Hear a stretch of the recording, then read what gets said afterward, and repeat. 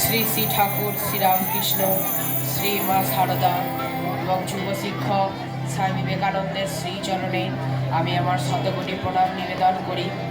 এখানে উপস্থিত সকল ব্যক্তিবর্গকে তাদের স্ব স্থানে আমি আমার ভক্তিপূর্ণ শ্রদ্ধা ভালোবাসা প্রণাম জানিয়ে একটি ছোট্ট স্বরচিত কবিতা আবৃত্তি করতে চলেছি। বীর সন্ন্যাসী।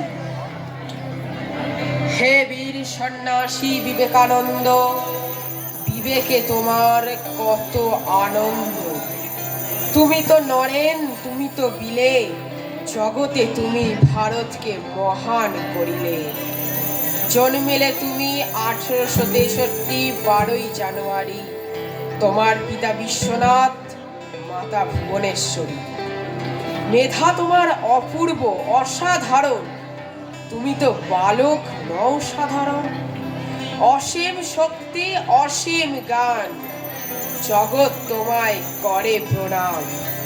পশ্চিমে তুমি গিয়ে একা, চালালে তুমি ভারত জয়গান চাকা।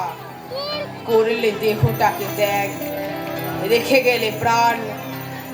হে বিবেকানন্দ, তোমারে করি শতকোটি প্রণাম। নমস্কার।